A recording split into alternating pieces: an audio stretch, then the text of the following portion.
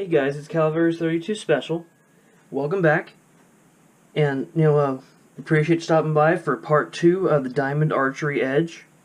So, Diamond Edge, archery video. Now, we talked about the bow on the first go-around. Now it's time to talk about the other items that you need. Some of them are required. Other ones are optional, depending on what you're going to use it for. I grew up shooting a long axle to axle, and what that means, the cams... Oh, hold on a second, I'll grab the bow. Just as real quick, these are your cams, here and here, and the axle to axle length is your measurement from here to here.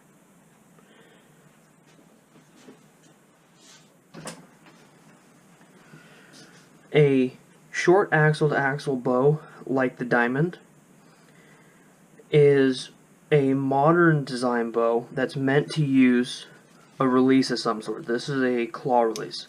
They also have hook releases, and there's a couple different designs. This one happens to be by True Fire. I picked it up used with the bow. I haven't had any complaints about it, to be honest. The modern bows are designed to use the release, in part because the pivot points are so close together. If you try to draw it with your fingers like the old traditional bows, you actually can cause the string to roll off the cam and damage or break your bow and hurt yourself. Regardless of what kind of bow you have, you're going to need your arrows. Sorry, hold on, I almost forgot something. I was saying, about the older bows I learned to shoot on. The older bows, it was common for guys to wear a forearm protector on the forward hand, the bow, your bow hand versus your draw hand. I still wear it because it's not uncommon for me to be shooting in the fall, and I've been practicing when I was shooting on a regular, because I had time, I was practicing to try to get in to be able to hunt with it, so it wasn't uncommon for me to be wearing long sleeve.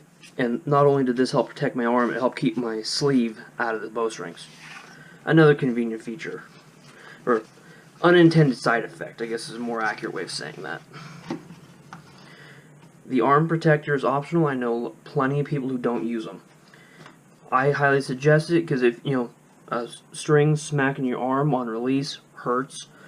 If an arrow goes wonky, it offers a limited amount of protection to your arm. Okay, now back to the arrows. You'll see I have two distinct lengths of arrows.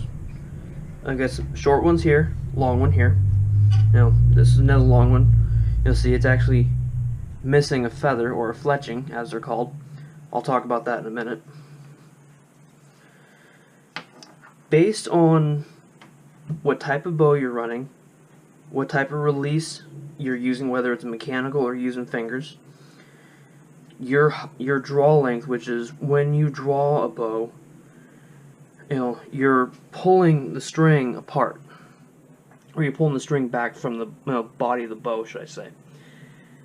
And when it's set to you properly, the arrow has to be a certain length, because it has to be able to still be on the string, but then also still be sitting on the rest up front, because if it falls off, the string can put the arrow right through your hand. Not good. But if it's too long for your bow, it can cause other issues. Arrow can break, it can jam things up, it can cause all kinds of just problems. I don't know them all. I've always been really good about running the proper length arrows. So you gotta make sure you have your arrow lengths correct for your draw length, which will need to be adjusted for an individual shooter. Taking a bow from one shooter and handing it to another with the modern compounds can prove to be problematic if the draw lengths are wrong. These are a modern carbon fiber arrow. These are what's known as a 300 spline, which is a fairly stiff arrow. And the reason I run the 300 is because these arrows were originally this length, and with the 60-pound draw on the longer arrow, I needed a stiffer arrow to make it, to make it safe to shoot. They're honestly probably a little too stiff for that length, but I didn't want to go buy brand new arrows. I took them in, had them cut down for me, had the new. They actually have threaded inserts that are glued into a hollow carbon fiber shaft. And these are your fletchings, as I mentioned on the other arrow that had one missing. These are what cause the arrow to spin in flight, which is what makes it, it flies straight. This is, a combo practice tip.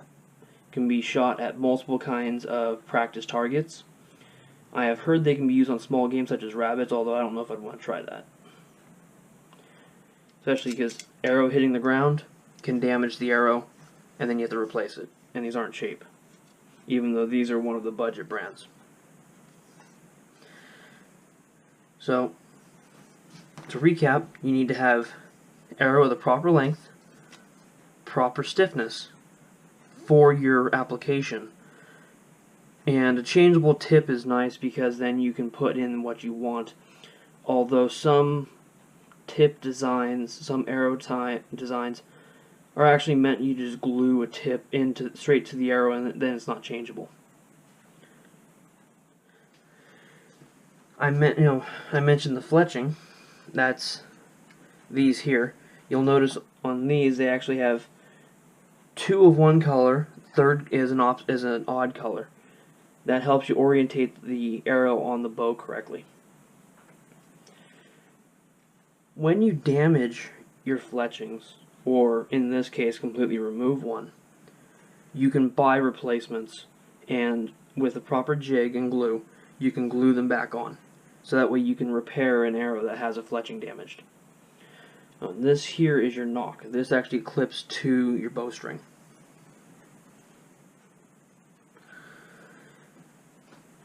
We were talking, in talking about changeable tips, these are the tips I bought for deer hunting. They are called a 4-blade. Let me pull one out and I'll show it to you in a little more detail. These are quite literally razor blades. Like what you shave with. Be extremely careful with them. They will open your fingers up really, really quickly. This is called a 4-blade because this is counted as one blade. This is a second, even though it's one piece of metal. And then it has two small bleeder blades. So as it passes through a given animal, again, these are meant for hunting. If you don't want to hunt, you absolutely don't have to. That's what these are for. These can be these blades can be taken out, and you can run it as a 2-blade if you're concerned about weight or some other problem. I went with this because they are advertised, at least, although I haven't had a chance to try them yet, because these are the kind of blades you generally don't want to shoot at practice targets unless you really need to make sure that they hit right, because every time you fire these, it dulls them. And, it also quite often breaks the blades. And then they are replaceable, but they aren't cheap to replace. So, again, be careful because they can cut you really easy. Be careful what you shoot them at because they can break really easy. But these are supposed to fly about as close to the target tips as you can get and still have a broadhead design. And that's what these ones are referred to as broadheads.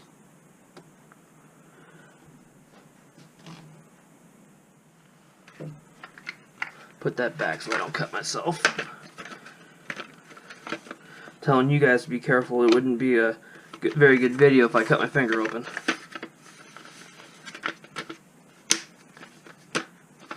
And that's right. These are 100 grain Magnus Stinger broadheads. Changeable main blade, stainless steel construction. Like I said, I haven't tried them yet. But these ones are rated for compound bow, crossbow, and a recurve bow. So they can be used with almost any kind of bow currently on the market today. This is out because this is a bowstring wax. The string on the bow that you saw earlier needs to have a coating of wax applied to it periodically, help keep it lubricated, keep it soft, all the other good things that come with a bowstring. Not very expensive, and you can usually find these the same place that you'd find any of the rest of this gear. Or you can find it online if that's more your style. The final accessory for archery that I know plenty of guys don't use them, but I highly suggest, is a bow case. You saw that in the beginning of the first video in this series. It was, I opened it up and pulled the bow out. That is a rigid case by Plano that has 2 points for padlocks, so you can lock it closed for transport. Especially if you're flying somewhere, you definitely want to have it padlocked. It provides protection to the bow, whether riding in the backseat of your car, back of a pickup, in the belly of an airplane. It just all around helps protect it, so that way your bow gets there in one piece, because an expensive, investment, you want to take care of it.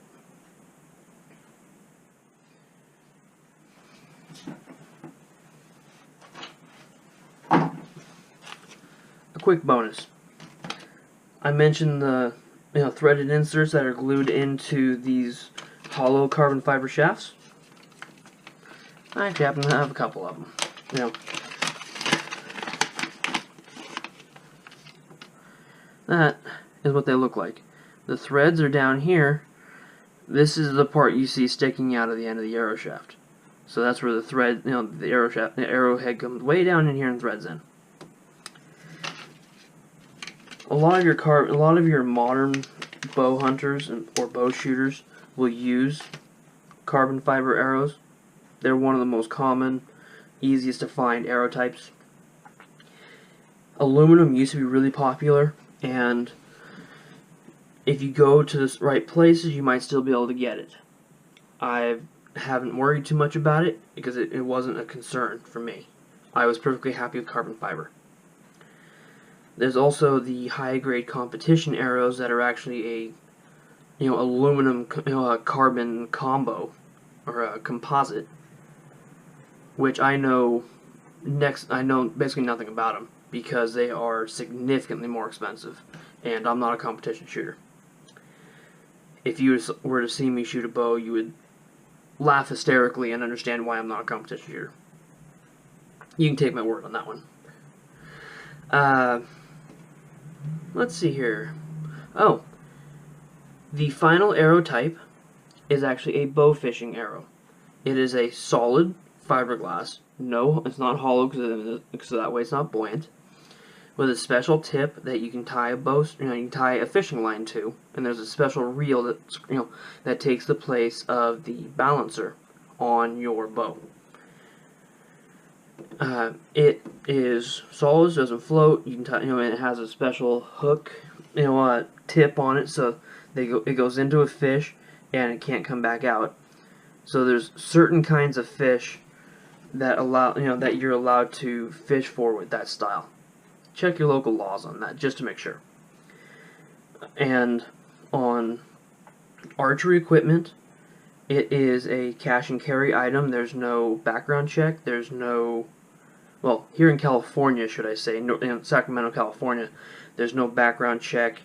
There's no real paperwork. It's not much different than buying a gallon of milk or a set of binoculars, really. When you go to purchase your bow, definitely look up your local laws to make sure there's no restrictions in your area. It's always better to be safe than sorry. 10 minutes of research can potentially save you 10 years on a weapons charge. So, food for thought. Anyhow, this was Calaveras 32 Special. You can find me on Twitter and Instagram. I hope you enjoyed the video series. If you have any questions, please feel free to drop them in the comments section. I'll try to respond to as many as I can. Alright, have a good night. Thank you very much.